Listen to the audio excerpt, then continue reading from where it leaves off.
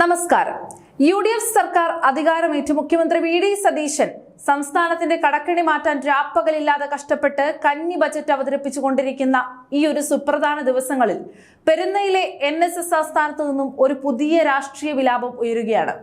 NSSന്റെ ഔദ്യോഗിക ആവശ്യത്തിനായി മുഖ്യമന്ത്രി വി.ഡി. സതീശനെ ദൂതൻ വഴി 2 തവണ സമീപിച്ചിട്ടും കാണാൻ കൂട്ടാക്കിയില്ല പുതിയ മുഖ്യമന്ത്രി വലിയ അഹങ്കാരിയാണ്, അദ്ദേഹത്തിന്റെ കാല് പിടിക്കാൻ NSS ഇല്ല എന്നാണ് general secretary G Sukumaran Nair സമ്മേളനത്തിനിടയിൽ തട്ടിവിട്ടിരിക്കുന്നത്.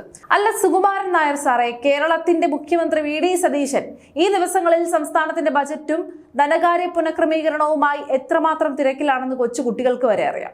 അതിനിടയിലാണ് ഒരു സംഘടനയുടെ നിവേദനം കൊടുക്കാൻ മുഖ്യമന്ത്രി തന്റെ സകല തിരക്കുകളും മാറ്റിവെച്ച് സാറിന് മുന്നിൽ വന്നിരിക്കണമെന്ന് വാശി പിടിക്കുന്നത്. കാണാൻ സമയം കൊടുത്തില്ലെന്ന് കരുതി ഇത്രയും ഉയർന്ന ഭരണഘടനാ പദവിയിൽ ഇരിക്കുന്ന മുഖ്യമന്ത്രിയെ പൊതുവേദിയിൽ വന്ന് അഹങ്കാരി എന്ന് വിളിക്കാൻ എന്ത് അധികാരമാണുള്ളത്? തെരഞ്ഞെടുപ്പിന് മുൻപും വി.ഡി. സതീശനെ മുഖ്യമന്ത്രിയായി പ്രഖ്യാപിച്ച ശേഷവും ഇതേ സുകുമാരൻ നായർ നടത്തിയ പ്രസ്താവനകൾ ഈ കേരളം മറന്നിട്ടില്ല. ജനാധിപത്യ രീതിയോ കീഴ്വഴക്കമോ നോക്കാതെയാണ് സതീശനെ മുഖ്യമന്ത്രിയാക്കിയത്. മുസ്ലിം ലീഗിന്റെ സമ്മർദ്ദം കൊണ്ടാണ് സതീശൻ മുഖ്യമന്ത്രിയായത്. ജനങ്ങൾ ആഗ്രഹിച്ചു എന്ന് പറയുന്നതിലൊക്കെ എന്ത് കണക്കാണുള്ളതെന്ന് പറഞ്ഞ് പരസ്യമായി സതീശനെ അധിക്ഷേപിച്ച ആളാണ് ഈ സുകുമാരൻ നായർ.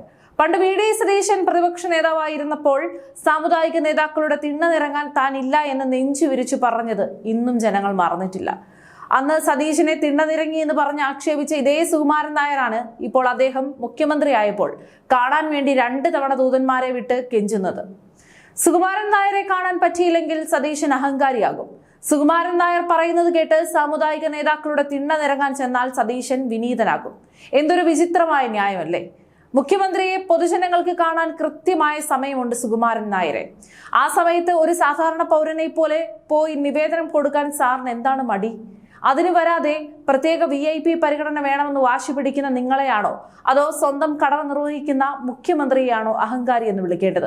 ഒരു ജാതി സംഘടനയുടെ ജനറൽ സെക്രട്ടറി പദവിയിൽ ഇരുന്ന് മുൻപ് പല പ്രമുഖ നേതാക്കളെയും കാണാൻ കൂട്ടാക്കാതിരുന്നതും NSS ആസ്ഥാനത്ത് മന്നം സ്മാരകത്തിൽ പുഷ്പാർച്ചന നടത്താൻ പോലും രാഷ്ട്രീയ നേതാക്കളെയും രാഷ്ട്രപതിയെയും വരെ അനുവദിക്കാതെ ധാർഷ്ട്യം കാണിച്ചതും ഇതേ സുകുമാരൻ നായരായിരുന്നു. ആ പഴയ അഹങ്കാരത്തിന്റെ ചരിത്രമൊക്കെ ജനങ്ങൾക്ക് നന്നായി അറിയാം. ഇപ്പോൾ NSSനുള്ളിലെ ആഭ്യന്തര തർക്കങ്ങൾ പുകയുന്നതിനിടയിലാണ് മുഖ്യമന്ത്രിക്ക് നേരെയുള്ള ഈ ഒരു പുതിയ അമ്പെയ്ത്ത്. NSS ബോർഡ് ഓഫ് ഡയറക്ടേഴ്സ് അംഗമായിരുന്ന മുൻ മന്ത്രി KB ഗണേഷ് കുമാറിനെ ഇത്തവണ ഡയറക്ടർ ബോർഡിൽ നിന്നും വെട്ടി പുറത്താക്കിയിരിക്കുകയാണ്. പത്തനാപുരം താലൂക്ക് യൂണിയനിലെ നേതൃത്വവുമായി ഗണേഷ് കുമാർ അകൽച്ചയിലായതും അവിടെയുള്ള കമ്മിറ്റി അംഗങ്ങൾ കൂട്ടത്തോടെ രാജിവെച്ചതുമാണ് ഇതിന് പിന്നിൽ. ഗണേഷിനെ പുറത്താക്കിയതല്ല, കാലാവധി കഴിഞ്ഞപ്പോൾ മാറ്റിയതാണെന്ന് സുകുമാരൻ നായർ ന്യായീകരിക്കുന്നുണ്ടെങ്കിലും ഗണേഷ് കുമാർ കൊണ്ടുവന്ന ആളുകളുടെ പിന്തുണയൊക്കെ തള്ളിപ്പറഞ്ഞുകൊണ്ട് അദ്ദേഹത്തിന് വേണമെങ്കിൽ കേസ് കൊടുക്കട്ടെ എന്നാണ് സുകുമാരൻ നായർ വെല്ലുവിളിക്കുന്നത്. സംഘടനയ്ക്കുള്ളിലെ ഈ വലിയ തർക്കങ്ങളിൽ നിന്നും ഗണേഷ് കുമാറിനെ അനുകൂലിക്കുന്ന അണികളുടെ ശ്രദ്ധ തിരിക്കാനാണ് മുഖ്യമന്ത്രിയെ അഹങ്കാരി എന്ന് വിളിച്ച് പുതിയൊരു പുകമറ സൃഷ്ടിക്കാൻ സുകുമാരൻ നായർ ശ്രമിക്കുന്നത്. താൻ മരിക്കുന്നതുവരെ NSSന് വേണ്ടിയാണ് ജീവിക്കുന്നതെന്നും തന്നെ അങ്ങനെ ആർക്കും തള്ളാൻ കഴിയില്ലെന്നും സുകുമാരൻ നായർ സ്വയം പുകഴ്ത്തുന്നുണ്ട്. ആയിക്കോളൂ, പക്ഷേ ഒരു ജനാധിപത്യ രാജ്യത്ത് ജനങ്ങൾ തിരഞ്ഞെടുത്ത ജനങ്ങളുടെ നികുതിപ്പണം കൊണ്ട് ശമ്പളം വാങ്ങുന്ന ഒരു മുഖ്യമന്ത്രി ഒരു സാമുദായിക നേതാവിന്റെയും ആജ്ഞാനുവർത്തിയല്ല എന്ന് സുകുമാരൻ നായർ മനസ്സിലാക്കണം. സാമുദായിക സമവായങ്ങളുടെ പേരിൽ ബ്ലാക്ക് മെയിൽ രാഷ്ട്രീയം നടത്തി സർക്കാരുകളെ സമ്മർദ്ദത്തിലാക്കുന്ന ആ പഴയ കളി വി.ഡി. സതീശന്റെ അടുത്ത് നടപ്പില്ല.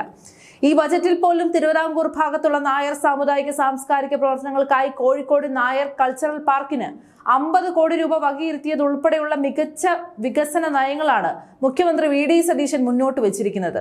ഒരു സമുദായത്തോടും സർക്കാരിന് അവഗണനയില്ല. പക്ഷേ വ്യക്തിപരമായ അഹന്തയുടെ പേരിൽ മുഖ്യമന്ത്രി അധിക്ഷേപിക്കാൻ വന്നാൽ പുതിയ കേരളം അതിന് കൂട്ടുനിൽക്കില്ല. നിലപാടുകളിൽ ഉറച്ചു നിൽക്കുന്ന മുഖ്യമന്ത്രിയാണ് വി.ഡി. സതീശൻ ഇന്ന്.